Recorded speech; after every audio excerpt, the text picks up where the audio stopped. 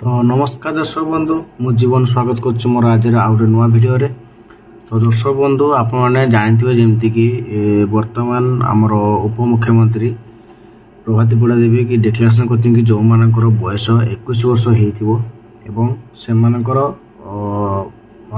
ସୁଭଦ୍ରାରେ ହିତାଧିକାରୀ ତାଲିକାରେ ସେମାନେ ଏଡ୍ ହେଇପାରିବେ ଏବଂ ଯେଉଁମାନେ ଆମର ଅଲରେଡ଼ି ସୁଭଦ୍ରା ପଇସା ପାଇଛନ୍ତି, ମାନେ ଫାର୍ଷ୍ଟ ସେକେଣ୍ଡ ଥାର୍ଡ଼ ତିନିଟା କିସ୍ତି ପାଇସାରିଛନ୍ତି ଏବଂ ଫୋର୍ଥ କିସ୍ତିରେ ଇନଷ୍ଟଲମେଣ୍ଟକୁ ଆମେ ଅପେକ୍ଷା କରିଛନ୍ତି।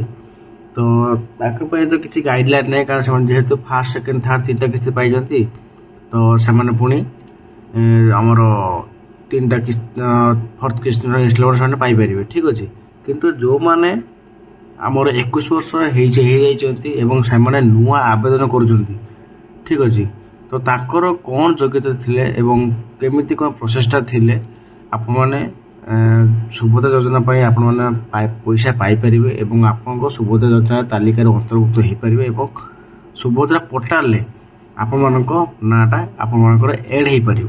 ଠିକ୍ ଅଛି, ତ ଆପଣମାନେ ଦେଖିପାରୁଥିବେ କି ମୁଁ ଅଲରେଡ଼ି ସୁଭଦ୍ରା ଯୋଜନା ଆପଣମାନେ ଏମିତି ୱେବସାଇଟ୍ରେ କ୍ଲିକ୍ କରିଦେବେ କି ସୁଭଦ୍ରା ଯୋଜନା ଓଡ଼ିଶା ଗଭର୍ଣ୍ଣମେଣ୍ଟ.in ଆପଣମାନେ କ୍ଲିକ୍ କରିକି ଆପଣଙ୍କୁ ଏମିତି ଗୋଟେ ପେଜ୍ ଆସିଯିବ। ଠିକ୍ ଅଛି, ତ ପେଜ୍ ଆସିଲା ପରେ ଆପଣ ଦେବେ ଯେଠି ଲେଖା ହେଇ ଯୋଗ୍ୟତା ମାନଦଣ୍ଡ।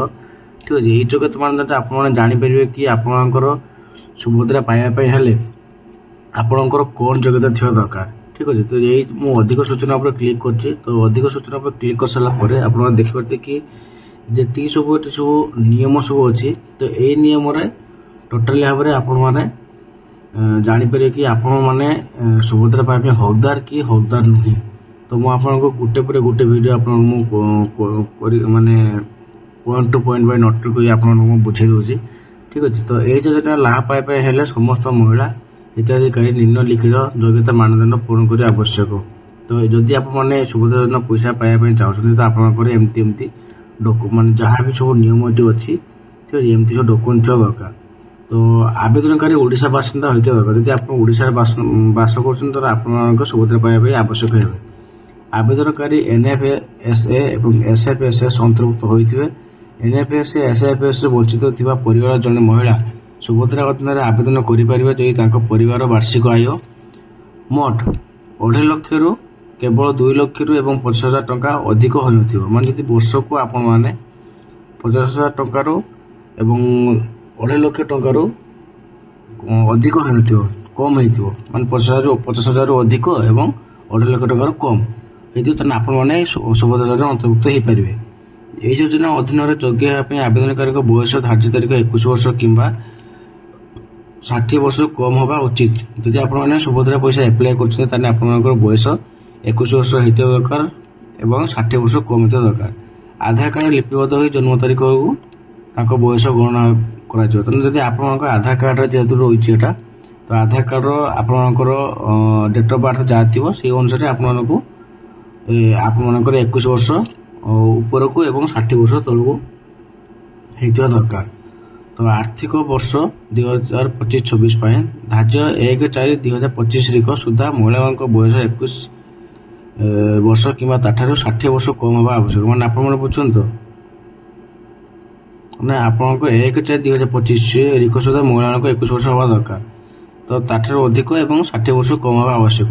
ତ ଆପଣ ଯଦି 1/4/2025 ମାନେ ଆପଣମାନଙ୍କର ଏପ୍ରିଲ ମାସ ଠାରୁ 21 ବର୍ଷ ହେଇଥିବା ଦରକାର ଆଉ ଏପ୍ରିଲ ବର୍ଷ ତଳକୁ କମ୍ ହେଇଥିବା ଦରକାର ଆଉ 60 ବର୍ଷ ତଳକୁ କମ୍ ହେବା ଦରକାର। ନା ଆପଣ ମେନ୍ ପଏଣ୍ଟ ହେଉଛି କି ଆପଣଙ୍କର ଯଦି 21 ବର୍ଷ ହେଇଛି, ତାହେଲେ ଆପଣଙ୍କର 1/4/2025 ମାନେ 1/4/2025 ତାରିଖ ସୁଦ୍ଧା ଆପଣଙ୍କ 21 ହେଇଥିଲେ ଆପଣମାନେ 2026ରେ ସୁଭଦ୍ରା ପଇସା ପାଇପାରିବେ, ନଚେତ୍ ପାଇପାରିବେ ନାହିଁ। ଠିକ୍ ଅଛି, ତ 2025-26 ଯଦି ମହିଳା ଜଣଙ୍କୁ 1/4/2025 21 ବର୍ଷ ହେବ ଏବଂ ତେବେ ଯୋଜନା ଅବଧିରେ ବୈଶିଷ୍ଟ୍ୟ ଗୁଡ଼ାକ ପାଇଁ ତାଙ୍କୁ ବାର୍ଷିକ 10,000 ଟଙ୍କା ମିଳିବ। ଠିକ୍ ଅଛି, ତ ଏଇଟା ହେଉଛି ପୁରା ଗାଇଡ଼ଲାଇନ୍ ଯେଉଁଟାକି ଆମର ମାନେ ପ୍ରଭାତୀ ପରିଡ଼ା 2026 ଯାହାକୁ 10,000 ଟଙ୍କା ମିଳିବ, ସେମାନଙ୍କ ପାଇଁ ଏଇଟା ହେଉଛି ନୂଆ ଗୋଟେ ଗାଇଡ଼ଲାଇନ୍ ଆସିଛି କି 21 ବର୍ଷ ହେଇଥିଲେ ଆପଣଙ୍କ ଡାଇରେକ୍ଟ ଆପଣ 10,000 ଟଙ୍କା ପାଇପାରିବେ, 5,000 ପାଇବେନି, ତାকে ଦୁଇଟା କିସ୍ତିରେ ଆପଣମାନେ ପଇସା ପାଇପାରିବେ। ଠିକ୍ ଅଛି, ତ ଆଉ ଗୋଟେ ଆପଣଙ୍କୁ ଅଯୋଗ୍ୟ ଯେଉଁମାନେ ପଇସା ପାଇପାରିବେନି, ଆପଣ ଦେଖିପାରୁଥିବେ କି ଏଇଠି ଲେଖା ହେଇଛି ଅଯୋଗ୍ୟ, ଯେଉଁମାନଙ୍କର ପଇସା ଆପଣମାନେ ପାଇପାରିବେ ନାହିଁ। ଯେଉଁମାନଙ୍କ ସୁଭଦ୍ରା ନାଁରେ କଟିଯିବ ଏବଂ ଆପଣମାନେ ସେଇ ଜିନିଷର ପଇସା ପାଇପାରିବେ ନାହିଁ। ଯେଉଁ ମହିଳାମାନେ ମାସକୁ ମୋଟ 1500 ଟଙ୍କା କିମ୍ବା ତାଠାରୁ ଅଧିକ କିମ୍ବା ବାର୍ଷିକ ମୋଟ 18,000 ଟଙ୍କା ଏବଂ ତାଠୁ ଅଧିକ କୌଣସି ରାଜ୍ୟ କିମ୍ବା କେନ୍ଦ୍ର ସରକାର ସହାୟତା ପେନସନ ଛାତ୍ରବୃତ୍ତି ଇତ୍ୟାଦି ଗ୍ରହଣ କରୁଛନ୍ତି। ଯଦି କୌଣସି ମହିଳା 1500 ଟଙ୍କା ଏବଂ ବର୍ଷକୁ 18,000 ଟଙ୍କା ଏବଂ ତାଠାରୁ ଅଧିକ ଯଦି ଆପଣମାନେ କେନ୍ଦ୍ର ସରକାର ମାନେ ଗଭର୍ଣ୍ଣମେଣ୍ଟ ଚାକିରି କିମ୍ବା ପେନସନ ପାଉଛନ୍ତି ଏବଂ ଛାତ୍ରବୃତ୍ତି ପାଉଛନ୍ତି, ତାହେଲେ ସେମାନେ ସୁଭଦ୍ରାରେ ଅଯୋଗ୍ୟ ହୋଇପାରିବେ। ଜଣେ ମହିଳା କିମ୍ବା ତାଙ୍କ ନିଜ ଘର ସଦସ୍ୟ ଯଦି କେହି ପୂର୍ବତନ ସାଂସଦ କିମ୍ବା ବିଧାନସଭା ସଦସ୍ୟ ହୋଇଥିବେ, ତ ସେମାନେ ମଧ୍ୟ ସୁଭଦ୍ରାରେ ପଇସା ପାଇପାରିବେ ନାହିଁ, ସେମାନେ ସୁଭଦ୍ରାରେ ଅଯୋଗ୍ୟ ହେବେ। ତାପରେ 2 ନମ୍ବର ପଏଣ୍ଟ ହେଉଛି ଆପଣ ଆୟକର ଦେଉଥିବେ। ଆୟକର ମାନେ ହେଉଛି ଆପଣ ଟ୍ୟାକ୍ସ ଦେଉଥିବେ। ତ ଯଦି ଆପଣମାନେ ସେମିତି କୌଣସି ସୁଭଦ୍ରା ଜିନିଷର ଲାଭ ଉଠାଇ ପାରିବେ ନାହିଁ। କୌଣସି ସହରାଞ୍ଚଳ କିମ୍ବା ଶାସନ ସଂସ୍ଥା କିମ୍ବା ପଞ୍ଚାୟତ ରାଜ ଅନୁସାରେ ଜନପ୍ରତିନିଧି ହୋଇନଥିବେ, କେବଳ ୱାର୍ଡ ମେମ୍ବର ସ୍ଥାନୀୟ ପରିଷଦ କାରଣ ସଦସ୍ୟ ହୋଇଥିବେ। ଯଦି ଆପଣ ୱାର୍ଡ ମେମ୍ବର ହୋଇପାରିଥିବେ, ତ ତାହେଲେ ଆପଣମାନେ ସୁଭଦ୍ରା ପଇସା ପାଇପାରିବେ। ନଚେତ ଆପଣ ଯଦି ସରପଞ୍ଚ କିମ୍ବା କାଉନସିଲର କିମ୍ବା ଅନ୍ୟ କୌଣସି NSC ଆପଣ ଚେୟାରମ୍ୟାନ୍ ଅଛନ୍ତି, ତାହେଲେ ଆପଣମାନେ ସୁଭଦ୍ରା ପଇସା ପାଇପାରିବେ ନାହିଁ। ଠିକ୍ ଅଛି। ତାପରେ ଆଉ ଗୋଟେ ଲେଖା ହେଇଛି କି ଏପଟେ ଭାରତ ସରକାରଙ୍କ ରାଜ୍ୟ ସରକାରଙ୍କ ଅଧୀନରେ ଥିବା ଯେକୌଣସି ଅଣ୍ଡରଟେକିଂ ବୋର୍ଡ, ସ୍ଥାନୀୟ ସଂସ୍ଥା, ଲୋକାଲ ବଡି ସଂଗଠନ ନିୟମିତ ସ୍ଥାୟୀ ଚୁକ୍ତିଯୁକ୍ତ କର୍ମଚାରୀ ଭାବେ ନିଯୁକ୍ତ କରୁଥିବେ, ତାହେଲେ ଆପଣମାନେ ପାଇପାରିବେ ନାହିଁ। ତ ଏଇଟା ଲେଖା ହେଇଛି କି ଯେଉଁମାନେ ମାନେ କୌଣସି ଗଭର୍ଣ୍ଣମେଣ୍ଟ ସର୍ଭିସ୍ କରୁଛନ୍ତି କିମ୍ବା କୌଣସି ଗଭର୍ଣ୍ଣମେଣ୍ଟ ସର୍ଭିସ୍ ପେନସନ୍ ପାଉଛନ୍ତି, ତ ସେଇଟା ଆପଣମାନେ କୌଣସି ଭାବେ ସୁଭଦ୍ରାରେ ପଇସା ପାଇପାରିବେ ନାହିଁ ଏବଂ ସୁଭଦ୍ରାରେ ଆପଣମାନେ ଅଯୋଗ୍ୟ ହେବେ। ତ ଯେକୌଣସି ସରକାରୀ ବିଭାଗ, ଅଣ୍ଡରଟେକିଂ ବୋର୍ଡ ଭାରତ ସରକାରଙ୍କ ଥିବା ରାଜ୍ୟ ସରକାରଙ୍କ ମନୋନୀତ ପ୍ରତିନିଧି ହୋଇଥିବେ। ଯଦି ଆପଣ କୌଣସି ସରକାରୀ ସଂସ୍ଥାରେ ଚାକିରି ଜବ୍ କରୁଥିବେ, ତାହେଲେ ଆପଣମାନଙ୍କୁ କିଛି ସୁଭଦ୍ରାରେ କିଛି ଲାଭ ପାଇପାରିବେ ନାହିଁ। ତ 6 number point tractor, mini truck, ଛୋଟ ବାଣିଜ୍ୟିକ ଯାନ, ଅନ୍ୟ ସମାନ ହାଲୁକା ସାମଗ୍ରୀ ଯାନ, ଇତ୍ୟାଦି 4 ଚକିଆ ମୋଟର ଯାନ ମାଲିକ। ଯଦି ଆପଣଙ୍କ 4 ହ୍ୱିଲର ଅଛି କିମ୍ବା କୌଣସି ଟ୍ରାକ୍ଟର କିମ୍ବା ମିନି ଟ୍ରକ୍ ଭଳିଆ କିଛି ଏମିତି ଜିନିଷ ଅଛି, ତାହେଲେ ଆପଣମାନେ ସୁଭଦ୍ରାରୁ ବଞ୍ଚିତ ହୋଇପାରିବେ। ଆବେଦନକାରୀଙ୍କ ପରିବାରରେ ଜଳସେଚିତ ଜମିର ପରିମାଣ 5 ଏକରରୁ ଅଧିକ ଏବଂ ଅଣସେଚିତ ଜମିର ପରିମାଣ 10 ଏକରରୁ ଅଧିକ ହୋଇଥିବ।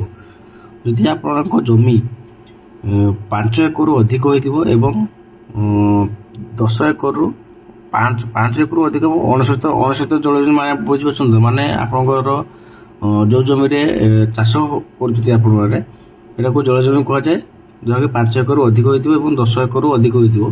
ଯଦି ଆପଣଙ୍କ ସେମିତି ଜମି କିଛି ଥାଏ, ତାହେଲେ ଆପଣମାନେ ସୁଭଦ୍ରାରେ ଅଯୋଗ୍ୟ ହେଇଯିବେ, ମାନେ ଆପଣ ସୁଭଦ୍ରା ପଇସା ପାଇପାରିବେ ନାହିଁ। ତ ଏଇଟା ହେଉଛି ଗୋଟେ ଗାଇଡ଼ଲାଇନ୍, ଯାହାକି ସମସ୍ତେ ଜାଣିଥିବା ଦରକାର ଏବଂ ସମସ୍ତେ ଜାଣିଥିବା ଦରକାର କି ସୁଭଦ୍ରା ଆପଣମାନେ ପଇସା ପାଇବା ପାଇଁ ହେଲେ ଆପଣମାନଙ୍କୁ ଏଇସବୁ ଜିନିଷ ଆପଣଙ୍କୁ ଥିବା ଦରକାର। ଏବଂ ଏମିତି ଯଦି ଆପଣମାନେ କିଛି ଗଭର୍ଣ୍ଣମେଣ୍ଟ ସର୍ଭିସ୍ କରୁଛନ୍ତି କିମ୍ବା ଆପଣଙ୍କ ପାଖରେ 4 ହ୍ୱିଲର ଅଛି କିମ୍ବା ଟ୍ରକ୍, ଟ୍ରାକ୍ଟର ସବୁ ଏମିତି କିଛି ଜିନିଷ ସବୁ ଅଛି, ତାହେଲେ ଆପଣମାନେ ସୁଭଦ୍ରାରେ ପଇସା ପାଇପାରିବେ ନାହିଁ। ଠିକ୍ ଅଛି। ତ ଏମିତି ନୂଆ ନୂଆ ଇନଫର୍ମେସନ୍ ଭିଡ଼ିଓ ପାଇବା ପାଇଁ ହେଲେ ଭିଡ଼ିଓଟିକୁ ସବସ୍କ୍ରାଇବ୍ କରନ୍ତୁ ଏବଂ ଲାଇକ୍ କରନ୍ତୁ। ଯଦି ଭିଡ଼ିଓଟି ଭଲ ଲାଗୁଥିବ, ତ ପାଖ ଥିବା ବେଲ୍ ଆଇକନ୍କୁ ପ୍ରେସ୍ କରି ଅଲ୍ରେ ସେଟ୍ କରିଦେବେ। ଠିକ୍ ଅଛି। ତ ଆଜି ପାଇଁ ରହୁଛି ଆଜ୍ଞା, ଜୟ ଜଗନ୍ନାଥ।